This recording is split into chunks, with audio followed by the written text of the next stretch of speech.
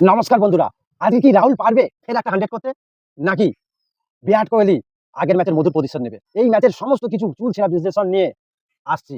কে জিতবে, কে হারবে, কোন প্লেয়ার রান করবে, কোন প্লেয়ার ফ্লপ যাবে, কোন প্লেয়ার বল করবে ভালো, কোন প্লেয়ার উইকেট নেবে, কোন প্লেয়ার উইকেট নিতে পারবে না, রান দিয়ে দিবে।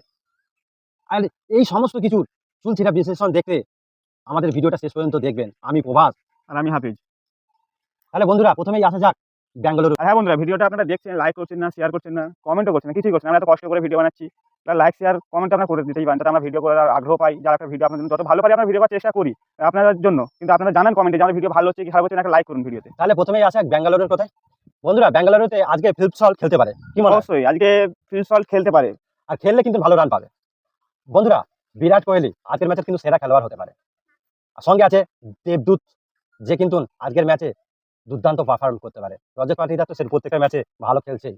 অবশ্যই। আর তাদের সঙ্গে সাথ দেবেন কিন্তু কুণাল পান্ডিয়া। কুণাল পান্ডিয়া শুধু ব্যাটিং এ সাথ দেবে তা না, সেরা বোলিংও করতে পারে আজকের ম্যাচে। আর বন্ধুরা ভুবনেশ্বর কুমার তো আছেই, যার বল সব ব্যাটসম্যানকে কিন্তু ভয় ধরায়। আর এই সমস্ত খেলোয়াড়কে নিয়ে এবারে কিন্তু ব্যাঙ্গালোর টপ ফর্মে আছে। আপনাদের কি মনে হয় আজকে কি ব্যাঙ্গালোর জিততে পারবে? তাহলে একটা কমেন্ট করবেন।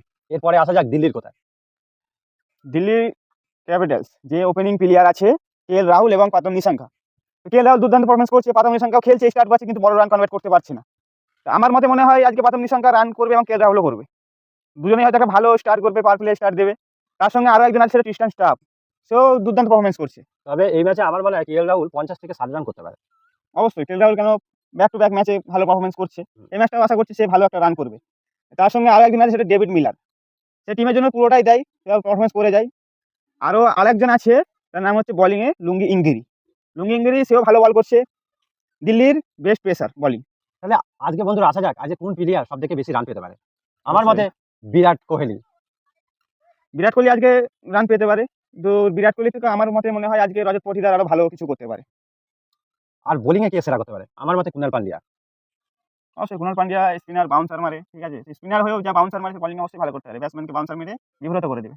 তাহলে বন্ধুরা আজকের হচ্ছে বেস্ট প্লেয়ার হচ্ছে বিরাট কোহলি, রজত রাহুল, পাটিদার, কুণাল পান্ডিয়া, আর সব থেকে বড় কথা ভুবনেশ্বর কুমার। অবশ্যই ভুবনেশ্বর কুমার দুর্দান্ত বোলিং করে। তাহলে বন্ধুরা আজকের ম্যাচে কে জিততে পারে তোমার মতে, কে বলে? আমার মতে দিল্লি ক্যাপিটালস জিততে পারে, আজকের ম্যাচ জিতে যাবে। দিল্লি ক্যাপিটাল জিতবে বলছে? জিতবে। তাহলে আমার মতে 99% বেঙ্গালুরু জিতবে। আপনাদের মতে কারা জিততে পারে, বেঙ্গালুরু না ডিসি? কমেন্ট করবেন। আর বন্ধুরা ভিডিওটা এখানেই শেষ করব।